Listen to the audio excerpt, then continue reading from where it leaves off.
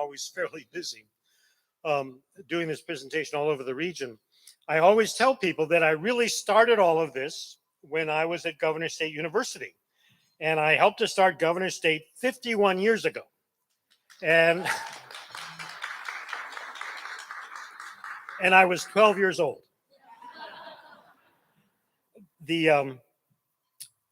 As we opened the university, I was very much, because of my personal history, was very much involved in concerns about racial justice. And so I went immediately, as we got going, started making connections with folks in Robbins and Ford Heights and in the historic Black communities in Chicago Heights and Harvey.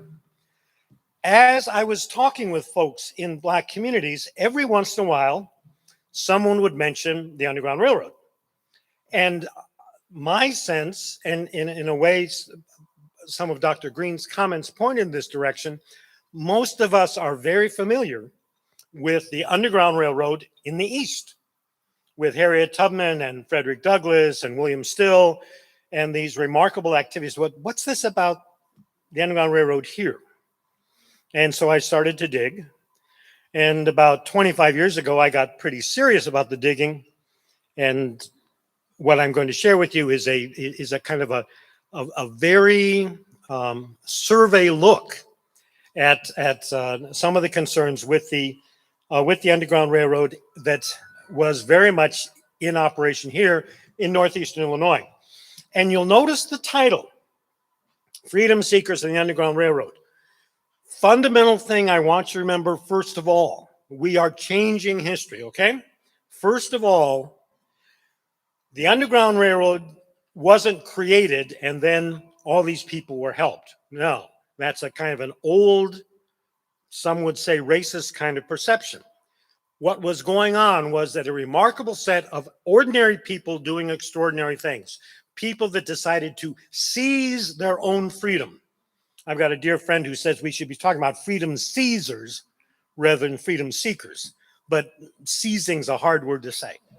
But the remarkable thing is that all kinds of folks who were enslaved, people held in bondage, made decisions about their own lives and about the welfare of their children and their friends, and they decided they would go for freedom. And they took off. And as they left the South, on occasion, they needed help. And as they got help, a network began to develop of people who were responding to the freedom seekers. And that becomes the networks of the Underground Railroad. So please understand, the Underground Railroad wasn't created by a bunch of folks over here. No, it was freedom seekers who were grabbing their own freedom, heading for that freedom, and they needed help. And the help that developed becomes what we call the Underground Railroad. So that's a way to begin. Now, just as a couple things to set the stage. Need to understand, we sit in a very unique place. We are right in this kind of zone of transition. And if you think about it, over to the east is the Great Lakes region, and over to the west is the Great Mississippi River Valley. And remember that the rivers and the lakes were the highways centuries ago. To get from the Great Lakes systems to the Mississippi River systems, people came through this area. They came through our backyards. And so it was the French and it was the British as they came and the Americans as they came right through the Chicago region to get west. And of course, Native peoples understood that far earlier than anybody else. And that for thousands of years, there were families and communities out of the Council of Three Fires, the Potawatomi, the Ojibwe, and the Ottawa that were living here in our environment. I'm just started my book on the history of the South Suburbs. In the whole first chapter, I'm trying to pull together all of the archaeological evidence so that we can tell the story that there have been serious communities here in the South Suburbs for about 350 years. And for the first centuries of that, it were communities of Native peoples, but they were here and they were well established. As Native peoples were developing their lives in the region, a couple very important things that they developed become important for us. one of those is the Sauk Trail. Great native cities along the Mississippi. Those folks needed to communicate with the leaders of the French and the British and eventually the Americans. They needed to get to Detroit. How did they do that? They developed this road that is now hundreds of years old, which we know as the Sauk Trail, but probably one of the most important highways in the history of America.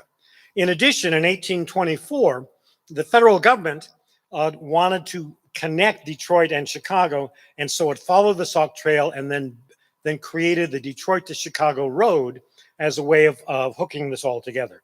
So bear in mind that we have this this kind of great continental divide that we're sitting on, and it's the Mississippi River valleys on one end and the Great Lakes systems on the other side, and people had to come through the South region, the Calumet, through Chicago to get from one to the other.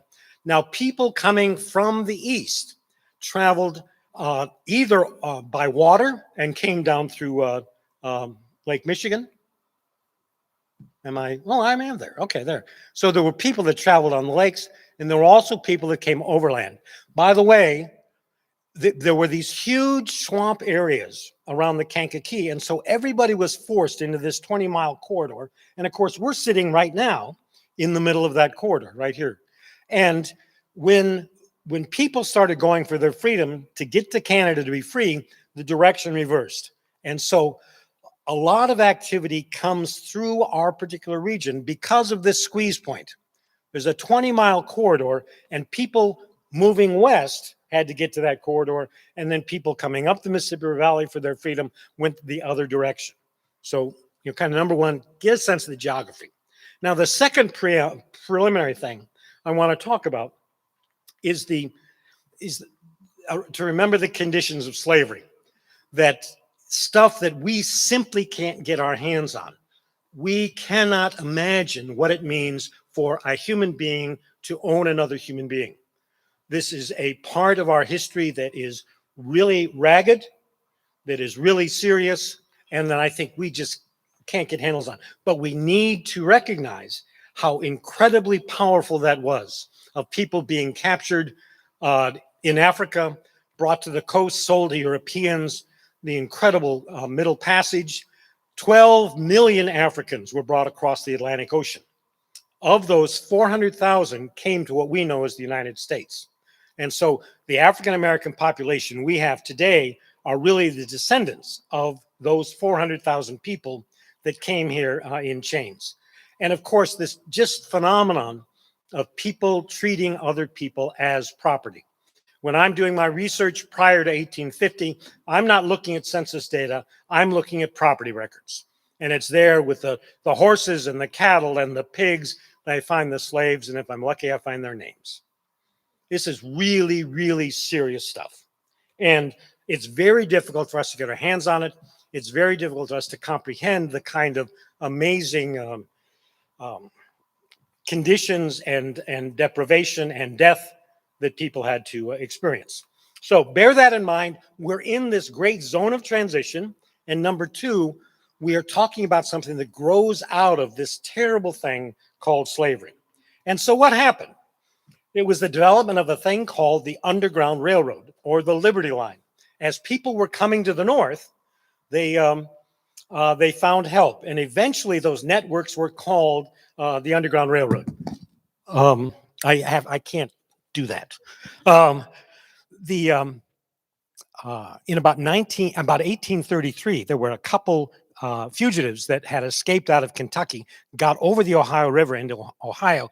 Some slave catchers were right behind them, and the fugitives, the freedom seekers, were able to find assistance real quickly. The two slave catchers, these two Kentuckians, white guys, they get across the river and they're there. The slaves are gone. And one guy turns to the other and says, well, I don't know. They must have just gone on some underground road someplace. That story was carried around by abolitionists all over the country. And because the great technology of the day was the introduction of the railroads, that underground road story became, oh, there was an underground railroad, because there were things like, well, you could talk about the freedom seekers as passengers, and there were like stations on this, and the Underground Railroad language developed as a way of talking about these networks of assistance. And this wonderful cartoon from 1844 shows, in this it's called the Liberty Line, but remember, it was not underground and it was not a railroad. Okay, that's, be clear about that. Okay, the people escaping bondage went in all kinds of directions. They went into Mexico, they went west into to live with native peoples. They commandeered ships and sailed them to New England, and the majority came into the northern states. And while I've got the map up, note a couple things that are really important in understanding the story. First is, recognize that the dark colors are all the slave states, but Missouri, Kentucky, Maryland, and Delaware never seceded. So the Civil War was fought by free and slave states against those that had seceded. And remember that the great Emancipation Proclamation, President Lincoln freed the slaves in the South. He did not free the slaves in Missouri, Kentucky, Maryland, and Delaware. And that was part of why all this gets really tricky really fast. The other thing to note is that, and you can see really clearly on this map, that if you look at the southern counties of Illinois, those are further south than most of the state of Virginia. Southern Illinois was really southern. As a matter of fact, 2 counties at the outbreak of the Civil War, 2 counties voted to secede from Illinois. And then that all ended pretty quickly. Okay, now, in terms of the movement of freedom seekers, my research suggests that 6,000 to 10,000 freedom seekers made their way out of the South. This is from the 1820s up until the outbreak of the Civil War in 1861. And of those, I'm very confident that we could identify 3,000 to 4,500 that came right through northeastern Illinois. Now, most of these folks were headed for Canada. The commonly accepted numbers these days are that 40 to 50,000 freedom seekers settled in Canada. And with that number, that means that roughly 10% of the activity of the Underground Railroad was right here in Illinois. And that is not in the history books. In the books, the national books about the Underground Railroad do not talk about Illinois because this research hasn't been done yet, or hasn't, been out there yet. Okay, I have identified over the last 25 years more than 40 locations in the Chicago region where I can document that freedom seekers were coming through. And some of these places have been recognized by local people. A number of them have not been. Now, as people were moving, as they had escaped from bondage, were coming up mostly up the Mississippi River Valley, or coming from Missouri into Illinois. They then were coming up the Illinois River Valley and making it to like Ottawa, Livingston County, and then a number traveled north toward Chicago. Chicago had this great image as a city of freedom, as a way station on the way to freedom in Canada. And there were a significant number of people that came up the corridor that becomes the I&M Canal to Chicago, and then from Chicago went on to Detroit. A large number also traveled directly east across Will County and southern Cook, following the Sauk Trail corridor. There were very extensive networks in Chicago of people responding. And, who's ever heard of Lewisbell? Anybody? Nobody. Probably the most important African-American in Chicago in the 19th century. This guy was born in slavery, his master freed him. He probably was his master's son. He was freed. He came to Chicago in 1838 and immediately began assisting freedom seekers coming through. And his story is totally unknown. Also in the late 1830s, there was a remarkable group of young white families that got involved with the Underground Railroad. Now, please understand, part of the confusion is in the North, lots of folks were against slavery, right? A lot of people didn't care, but a lot of folks were against slavery. Then of those, there were a large number that were in the abolitionist movement. They were willing to get political about that. And within the abolitionist movement, a very tiny number decided they would break the law because it was against the law to assist freedom seekers. And after 1850, as Dr. Green mentioned, after 1850, got really seriously against the law to assist freedom seekers. But that was a very small number. Well, in Chicago and across northeastern Illinois, there was a remarkable collection of young white families that, as they had experience with freedom seekers, realized they had to respond. That in a deeply human way, if somebody shows up on your doorstep and they need food or they need shelter, you're going to help them. And so over time, this remarkable group of young white families, these were people that had settled here in the 1830s. Their families were in their 20s. They all had little children, and they welcomed freedom seekers into their houses. And there's a remarkable cycle of stories about all these folks. Then, by the mid 1840s, there was a parallel group, remarkable group of young black families that settled in Chicago, and very quickly were deeply involved. And many of us would argue that by 1850, the black leader, these black radicals were the ones that were really in charge of the Underground Railroad in Chicago, working with their white counterparts. And in terms of some of our current dilemmas, it's really valuable to know that in this first great civil rights movement in American history, there were black and white activists who were working together and developing friendships and caring for each other and each other's children.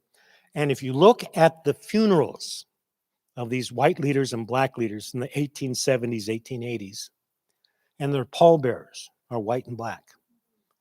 I mean, this is unheard of. The way these folks, because of their commitment to justice, kind of broke through some of those barriers of race. So, remarkable group of folks, Dr. Charles and Louisa Dyer, Philo and Ann Carpenter, the famous Allan Pinkerton. All of these were young white families in Chicago, and they decided that they were going to help. And there are about maybe 20 or so families that were involved in assisting freedom seekers. And then by the 1845, there were a group of young black families led by John and Mary Jones. And boy, if, every school in Illinois ought to have a picture of John and Mary Jones, right there next to Harriet Tubman, because these were just remarkable people. John was the first black elected official in Cook County, and they were up to their ears in illegal stuff in terms of helping freedom seekers. They worked with Emma and Isaac Atkinson and Reverend and Mrs. Hall, and there was, again, a whole group of these younger, of course, all these pictures were older, of these younger people in the 1840s who were putting their lives and their posterity on the line because they were engaged in illegal activity. And over time, this small group of white families and the small group of black families really connected with each other as they were assisting freedom seekers. All of the key people were involved in two churches. You all know the famous Quinn Chapel AME congregation, and also Zoar Baptist Church, which became Olivet Baptist Church. And some of you may know that, or don't know, that in the 1930s and 40s, Olivet Baptist was the largest Protestant congregation in the world. But these two churches, they were in downtown Chicago.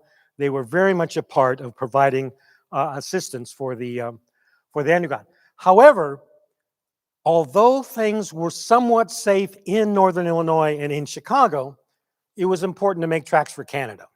And a large number of folks went by water, and a large number of folks continued on the Detroit to Chicago road to walk to freedom and get to Detroit and get to Canada. Interestingly, remember that Chicago in the 1840s was a tiny little town, basically the size of the Loop. That was Chicago. And so they had to go south 15 miles to cross the Little Calumet. This was the Detroit to Chicago road. And there were, from time to time, some freedom seekers that had come up out of the south, and they got to Chicago, and somebody says, well, now first you go south. I said, no, we're not going south again. Said, no, just 15 miles. You got to get around the bottom of the lake. And they ended up crossing the Little Calumet River. The Detroit to Chicago road crossed it at and that becomes a very interesting location. There were Anglos there starting in the mid-1830s, but by 1849, remarkable groups of Dutch settlers had come to our region in Roseland and in Chicago and in South Holland. You know, guess what? South Holland, where are they from? You know. All right. Among those were two families that spoke English, Cornelius and Margaret Kuiper and Jan and Angie Tun. And they became deeply involved with assisting freedom seekers. And the Tuns settled a farm on the Little Calumet River in 1853, and this is their farm. I have been very much involved for years, and my major project these days is working with community groups. This is just on the southern edge of Altgeld Gardens and what's called the Golden Gate neighborhood, and we're working with community groups, and we've done the application. We've had this designated as a site of national significance for the Underground Railroad as identified by the National Park Service Network to Freedom program. We're very much involved with them. We've just got a grant to put up historic markers and so on. And we are really into this project. And so if any of you really want to do something fascinating, join us in the Little Calumet River Underground Railroad project. It is located on the part of the Tun Farm site is on the land which is now the Chicago's finest marina, which is the oldest Black-owned marina in the Chicago metro area. A terrific guy named Ron Gaines, and Ron is working very closely with us. We're going to be putting up a bunch of historic markers. And like I said, it's been part of the Network to Freedom. It's been designated for that. That's the project. And also, some of you may have heard about the African American Heritage Water Trail. This is, we believe, the first water trail for Black history in the country. And you can get on canoes or boats or whatever. You go along the Cal-Sag Channel, and we've designed a trail that has 25 places to stop and connect with 25 different parts of African American history, right through the south suburbs from Beaubien Woods to Robbins. And this was just recognized. We were on BBC Travel Show in December, and in January, this was recognized by the New York Times. Every year they publish a thing about 52 places to visit. Okay, there's 52 places to visit in 2020, 21. Well, of the 52 places to visit in 2022, according to the New York Times, one of those is to come to the Little Calumet River and go on this trail and learn about the Underground Railroad. So and you can go today, to go to the New York Times site, and you can find this. So we're making a little headway. So anyways, to reorient you again. So here's the Little Calumet coming here, and it goes over, and then it goes up into Lake Michigan. The Tun Farm was right on the edge of it. This is the Indiana Avenue Bridge that came through here. The Kuiper home was up there. On the Detroit to Chicago River and on that bridge, I am very clear about the fact that 500 to 800 freedom seekers came across that bridge. I mean, this is Holy Land. Right? Now, interestingly, down in South Holland, there is a Tun Memorial. In 2011, a young Black guy, Lerone Branch, came to me and said, I want to do something to recognize the Dutch people that helped the Underground Railroad. One thing led to another. We did this big committee and all that kind of stuff. And in fact, you can go on South Park, go to the big First Reformed Church in South Holland, big, humongous church. They graciously, because the Tuns and the Kuipers helped to start that church, they graciously gave us a plot of land to establish this memorial.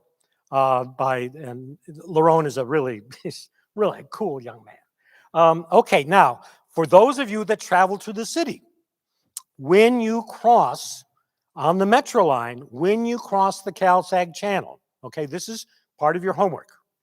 All right, next time you're on the Metro, look east, and the first bridge that you see, this bridge right here, you look out. I took this from a Metro window. That first bridge that you see is the Indiana Avenue Bridge. 500 to 800 freedom seekers. I mean, it's not exactly that bridge.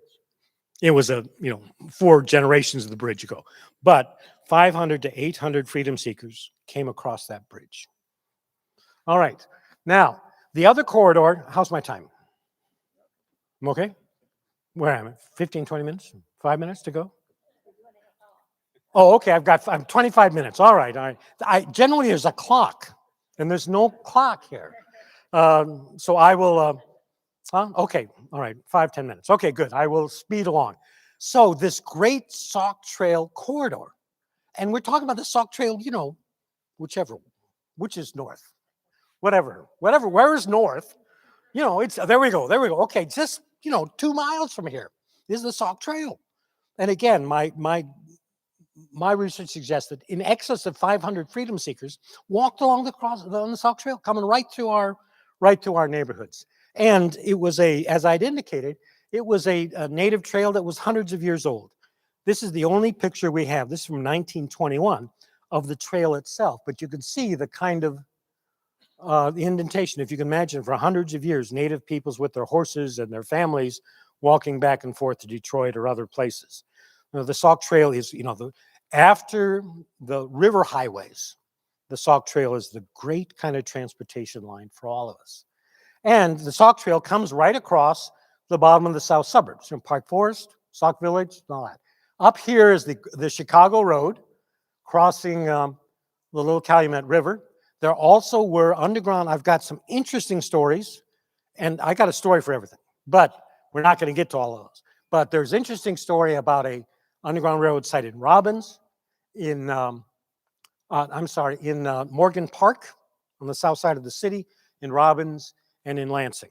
And I've identified about 20 places in Chicago that are there. But anyways, we have here in the Sauk Trail corridor folks that were traveling along that, and right here above us, this is Sauk Trail in Western, is a kind of a cluster of kind of really interesting places.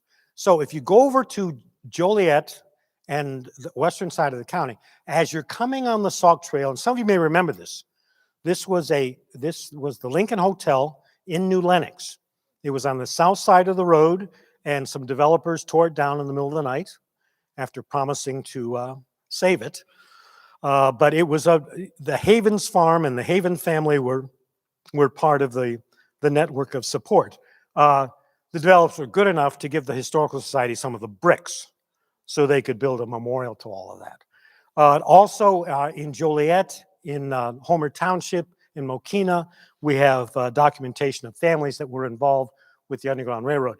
Specifically close to us, literally our backyards, this is the intersection of Western and Sauk Trail, looking north.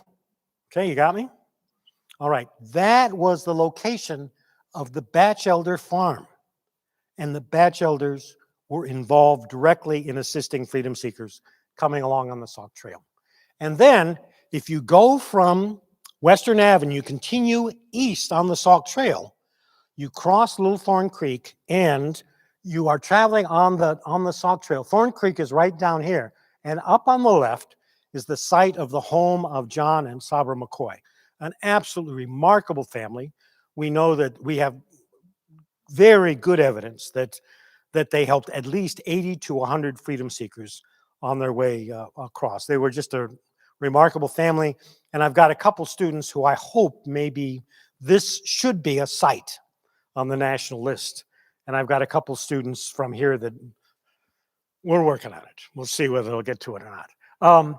But if you go, that's on the left. You go a little further on the right, sitting back is that monument.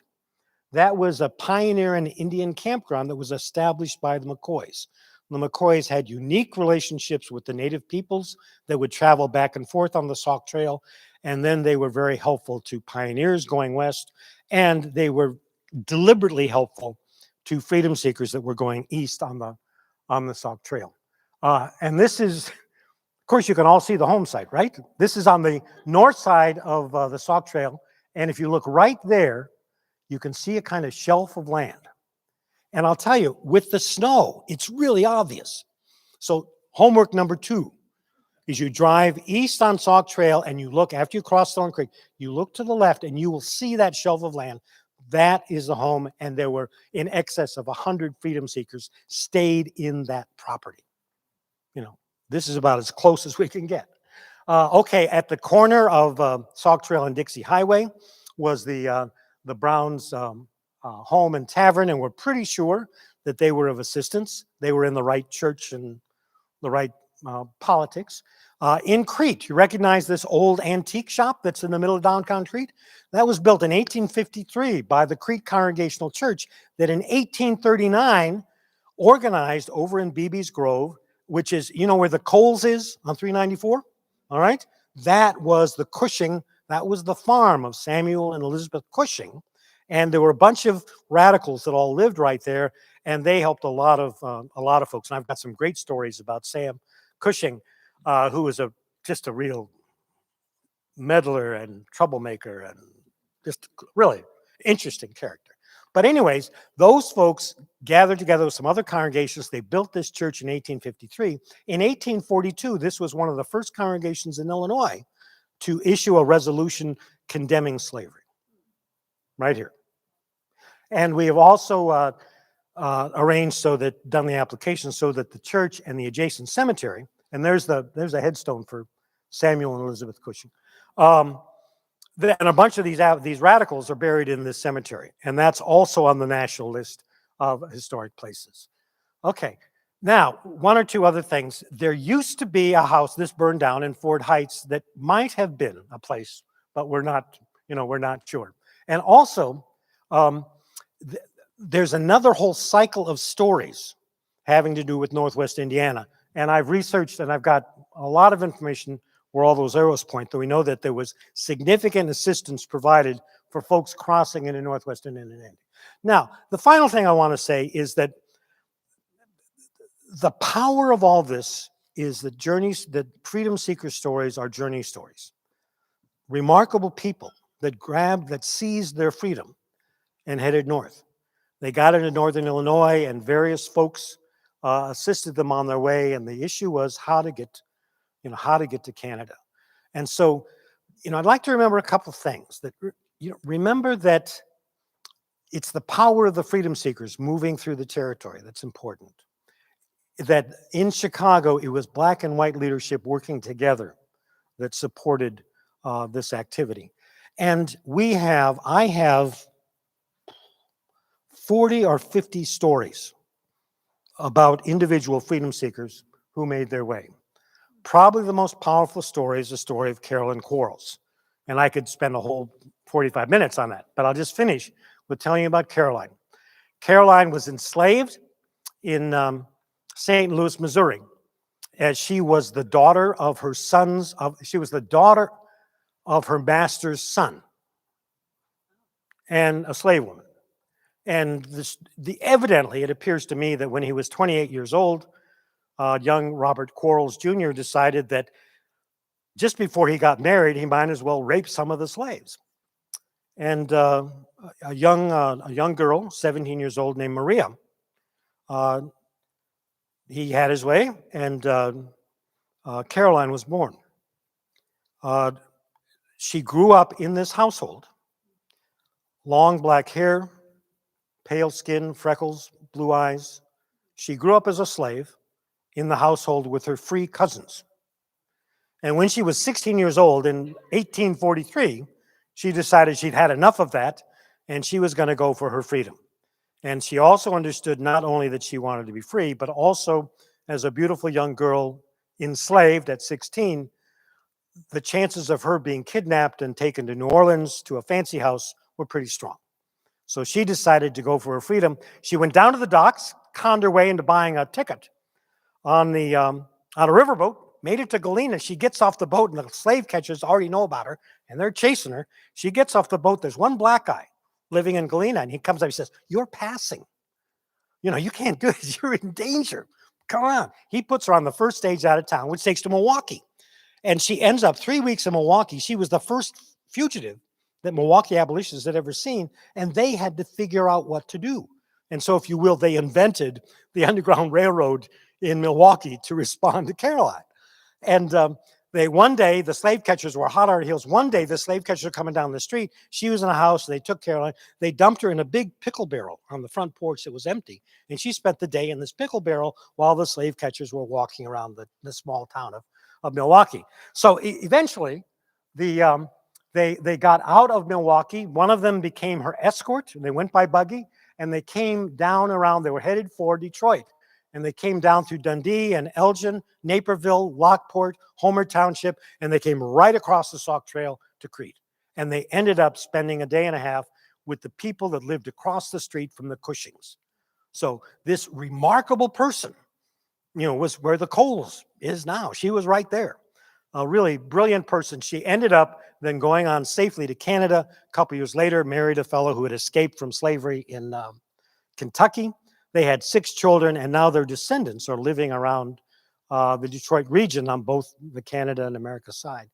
And Lil and I have had the honor and pleasure of getting to know some of her descendants. And it's really, really cool. And I ended up writing a book about Caroline's life with one of Carolyn Quarles' descendants. And so, we've got a ton of stories like this.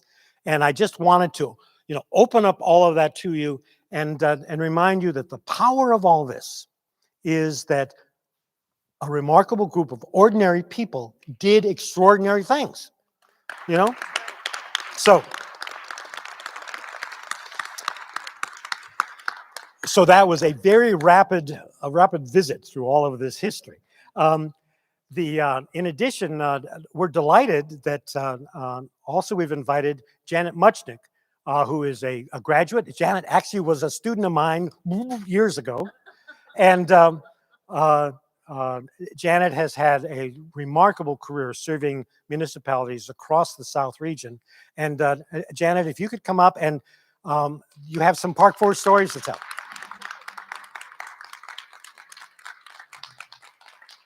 And we can, if we have time later on, we could do some questions. Sure, yeah.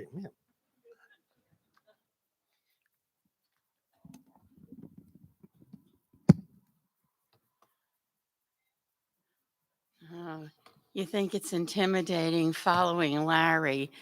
The head of the Park Forest Historical Society, its executive director, is here today. Jane Nichols. Jane, raise your hand. And I have made her promise that if I make mistakes, she's not going to shout out the right information. I wanted to start by responding to Larry's comment about the beloved community. John Lewis spoke in Park Forest a number of years ago, and in his speech, he referred to Park Forest as the beloved community. So that means a lot to us. Okay, I'm going to talk about Park Forest and Park Forest as a planned community. And what that meant is in the 1930s, there was a movement to plan communities to get away from the grid system that one sees in the cities and to begin to do something to make communities really safe for children, to have lots of green space, et cetera. And so they set aside principles of what that would look like. And what it meant was curvilinear streets that would slow down the traffic.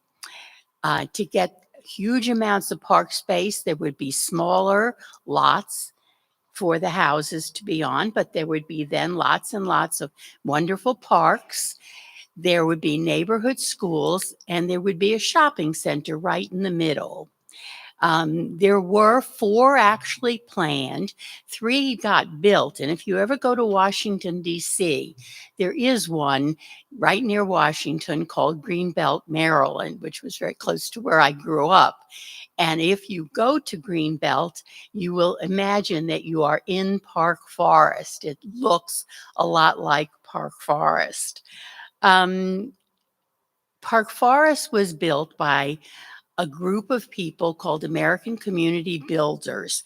Phil Klutznick worked for the federal government. He worked for FDR and he worked for Truman as head of housing. He realized, and Truman, of course, emphasized this, that when the war was over, there was going to be a housing shortage. And the GIs would all be returning, and probably commensurate with the housing shortage, there was going to be a materials shortage.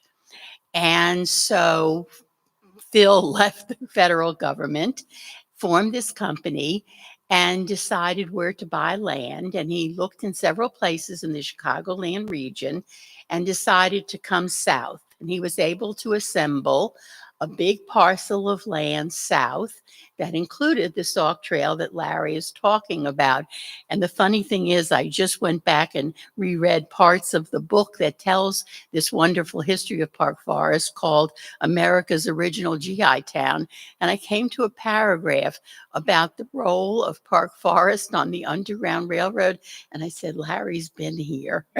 So um, they have in the book, you see many plans for how they were going to lay out the town, but it was built exactly on the Greenbelt model.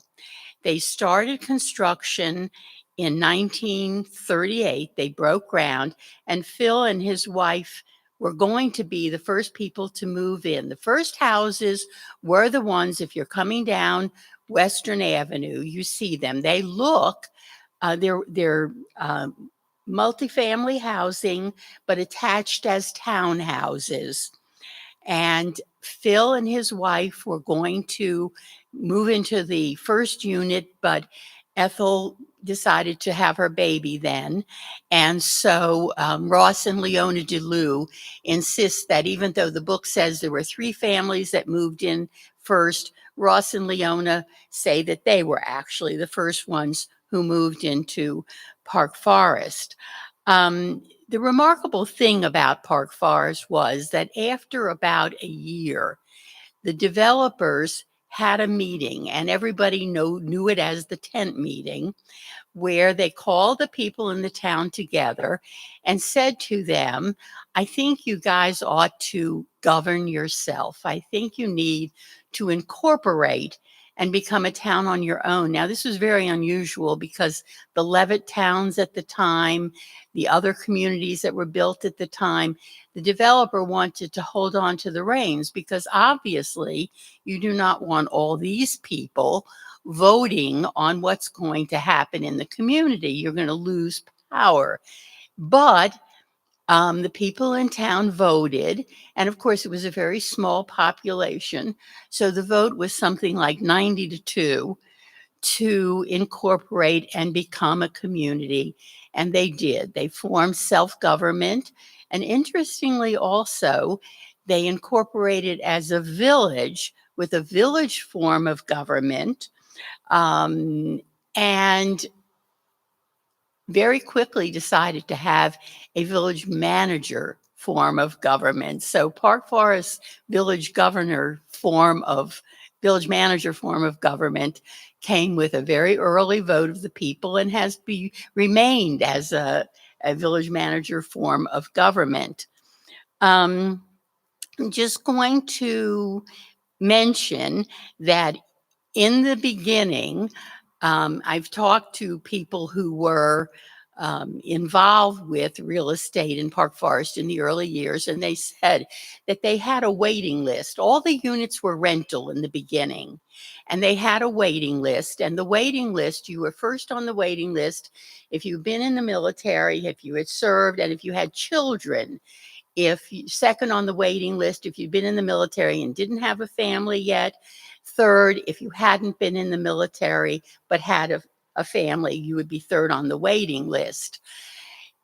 There's mixed information about, in the beginning, the land covenants. I've heard that they really weren't, but Therese Goodrich, who I know a lot of you know, says yes, they were. There were land covenants, which is a promise not to ever sell your house to those or those.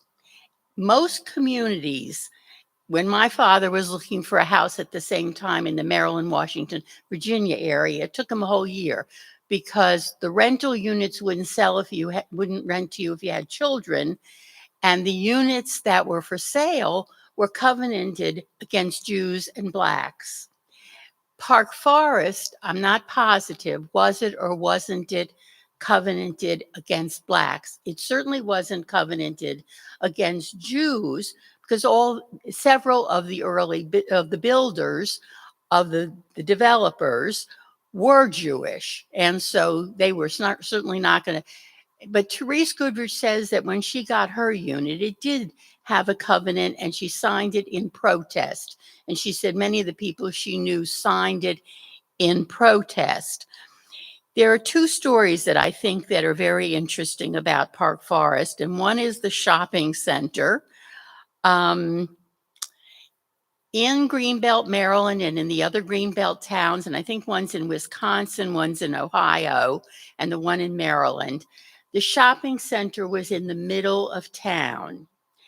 And it was just a local shopping center. The one in Greenbelt still has a movie theater, a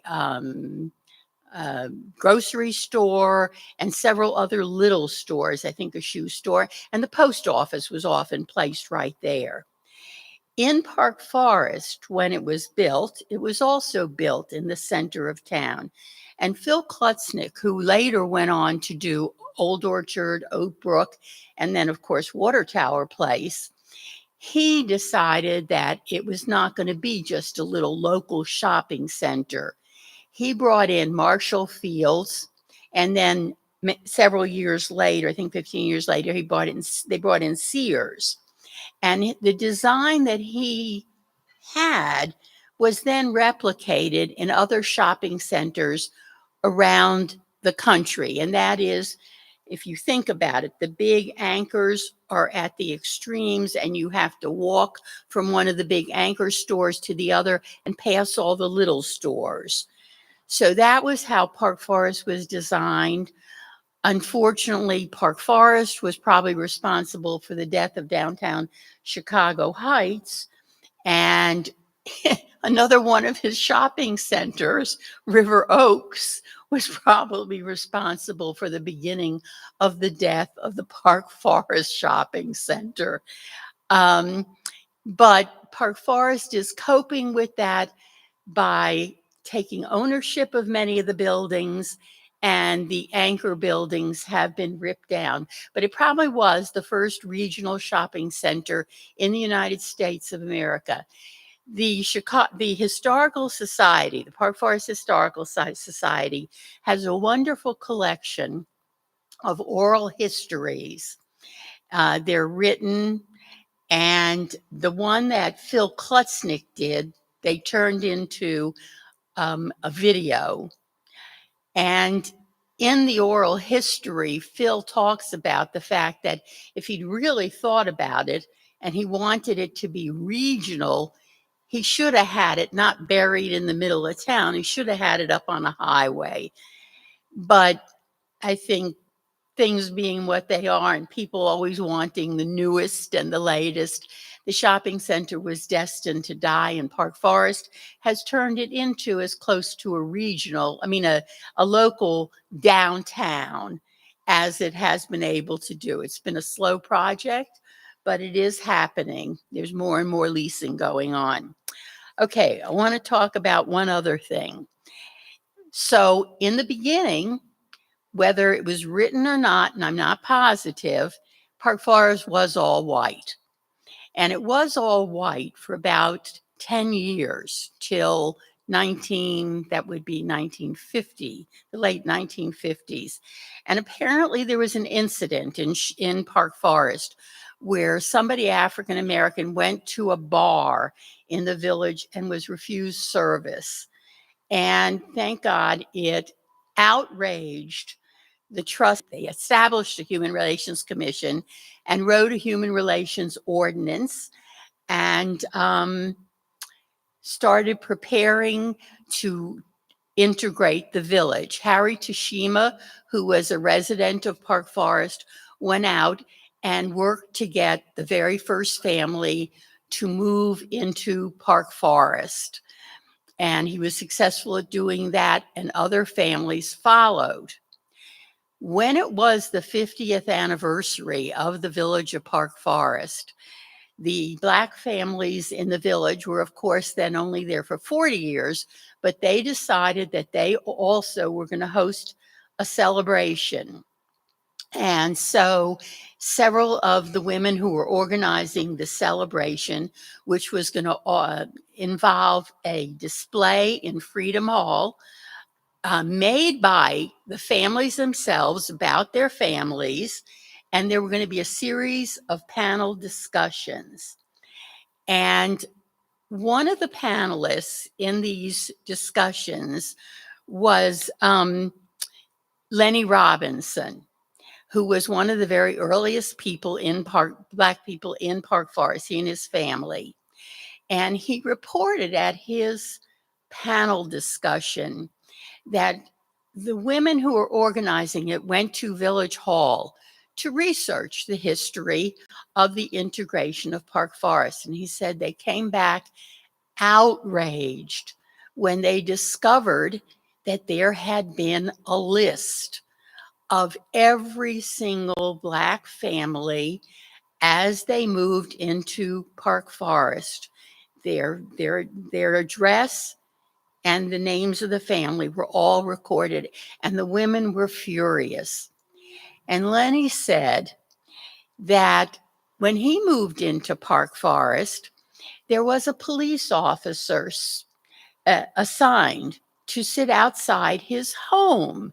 And he went to the police officer and said, "You've been here for a very long time. What are you doing here?" And the police officer said, "We're here to protect your family." And Lenny said other members of his family had moved into Chicago Heights, where they were firebombed. Their home was firebombed. And he said in Park Forest, the members of the Human Relation Commission, whenever a new family had picked a house, they went around to the entire neighborhood. Marilyn Tannenbaum, who I know also a lot of you know, Marilyn was on the commission at that time, or she was volunteering with the commission. And she said they would go to all the families around the new Black family and say to them, "A Black family's moving in, there will be no trouble." And as far as I know, there was one incident where a neighbor painted the house between him and his new Black neighbor black, and the commission went out and quickly repainted it white. So integration occurred as a result of that in Park Forest. And I have to say, it has been 60 years. The village is still integrated. What is, I think, very interesting to me is that in my experience, it also is socially integrated and church integrated, which was very unusual. There are now Black churches in Park Forest, but the churches were integrated and people were friends in organizations together, in social organizations together. So I think the story of Park Forest integration is very interesting. And so I was very interested to read what I think is really the best book about Park Forest. It's called America's GI Town, because it was built for the GIs by Gregory Randall. I know the library has it. And I think it's the best book. And if you're really interested, listen to some of the oral histories or look at the video about Phil Klutznick. It's fascinating. And I'm reading this for you, Jane. The Historical Society on Sunday, February 27th at 2:30 on their YouTube channel is going to launch the video Reflections and Accomplishments of African Americans as part of that was part of the 50th anniversary programming, but really the 40th anniversary for the Black families. And so watch that. That will have on it, I'm pretty sure that the panel that Lenny was in is on that. And also his son, who is still a doctor in the area, Leonard Robinson Jr., was on a panel. So it's a very interesting program and very worth watching. So those are my remarks about Park Forest, which I think is an unusual, unique, and wonderful village.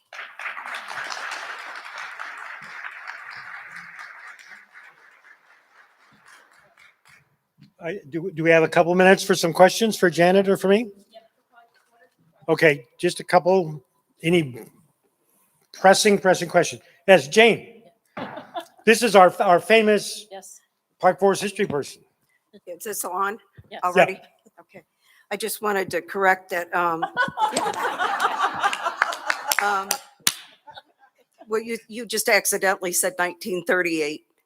And Park Forest 48. started, Yeah. ACB started 46. They started building October 47, finished those 3,010 rental units by October 49. And the other thing, they rushed to become a village before they passed the population number that would have made them have to become a city and have to have a mayor and a council. And the FHA would not allow American community builders to rent or sell to African Americans in the beginning. But what I say in my tour that I've written about Park Forest is it's so remarkable that it was written about as being a Jewish town, which, as you note about Greenbelt, that it was unusual and there were still all those restrictions on Jews being there. And the fact that this came to be a town with 3 synagogues and a board of Jewish education. And it was written about nationally as being the Jewish suburb. So I think that was remarkable. He also allowed Orientals. Right, exactly. And so that was unusual. And the African-American refused service at the bar, I believe, was Jesse Owens, the Olympian. Oh my God. And Marian Anderson was also, I believe, denied service when she came to perform at Bloom. But a lot of the Black families, I think it was younger Black families who went and researched the numbers and found that chart. And the others who came in and were numbered on that chart knew their numbers. They knew they were on it and they knew what their numbers were. And then there was one other incident, but it was handled again by the police. There was a cross burning. And it happened to Vivian Purnell under her original married name. And she was in the city and came home and the police met her at the door and said, "It's okay, we've handled it. It's all right now." And she says, "What?" But they had burned across from her house on Money Road in the Thorn Creek Woods. So, but that was, about the worst, that and the black fence, although there were other incidents. We weren't as pristine as we like to tell that we were. But, and that's going to come out in that Revisiting Utopia film being done by Phil Rockmore. So. Great. Thank you, Jane. Any other? Just real quick, and I think this would be a nice way to cap it off. In Flashback Fridays, one of the things that you talked about is the founding of Governor State and how you were bringing diverse communities together and how the original logo was black and white. Can you I think that would be a wonderful way to encapsulate how the role that the university has played amongst the diverse communities. If you could just. Yeah, well, it was very interesting. Remember that this place was created in response to the cultural crises of the 1960s. And all of the civil rights activities were going on, all of the ferment related to the war and all of that. And there was a very clear sense in the first several years that, believe it or not, we were going to reshape American higher education right here in the cornfields of Park Forest South. And there was a part of that vision that we carried, and there are so many echoes of it today, but part of that initial vision was, and curiously, the Latino populations were not part of the discussion, but there was this clear sense that this was going to be a place where white people and black people could be together, could meet each other intellectually, could be here as friends, here as colleagues, and that was a very strong, from the very beginnings, that this was going to be a place that dealt face forward looking at issues of race. And the colors of the university were established as black and white. So we've got lots of history. And also, I would just add that with what Janet was saying, there are many of our communities where leadership in those communities were from GSU faculty, staff, alums. And there is an interesting story to be examined about the way the existence of this place really helped the South region to grow as an integrated environment. And let me tell you, brothers and sisters, there are not very many places in the United States that have the degree of honest racial integration that we have in the South suburbs. And we need to be exploring that and honoring that. And I think you need to host an evening of people sitting around the table and listening to your wonderful stories that you referred to in your presentation. Okay. Yes, thank you all. Thank you, Jenny. This was fun. Thank you. Well, I think we might have to start Flashback Tuesdays now. So anyway, well, we are ending on time, which we always want to do. And just such a privilege and a pleasure to have had each of you here, and such just, wow. I'm just truly blown away. I pass that intersection of Sauk Trail and Western twice a day, and I had no idea. So I want to thank DLMD, the CPA, certainly Dr. McClellan, Janet Muchnik, Phyllis West, Dr. Green. Just a fantastic evening, safe travels, and this link will be available as of tomorrow morning. So the link of the presentation. And so any of the professors in the room, just, you know what, I'd be very happy to provide the link to you if you want to show it to your classes. It's available via YouTube. So it'll be a public link. And if you're interested in seeing any of the very fascinating Flashback Friday events, because this was very similar to one, they are available through Opus in the library. So any other final remarks before we go? I think we're ready. I'd just like to point out that the Park Forest Historical Society, that's just around the corner, has a 1950s Park Forest House Museum decorated for Valentine's Day, nothing to do with integration, but we also do there have our file cabinets with the local history files. We have an extensive collection on integration in Park Forest. We sell Gregory Randall's book. There was also the interesting facet of integration maintenance, and we have material on integration maintenance there. So back on a table, we have handouts from the museum and from the archive with a list of the type of things we have in the archive, which is separate from the museum. And we hope you'll go and pick up something. There's also a few copies of the newsletter that talk about the program that Janet was mentioning. And I really hope you'll watch that. It will run on YouTube from February 27th on. Wonderful. So you can catch it even if you can't catch it that day. Thank you, Jane. Thank you. We're so happy you're here. And I would love to give the last word to Dr. Green. The last word is, if you've enjoyed yourself this evening, can we please give a round of applause to Laura Mannion?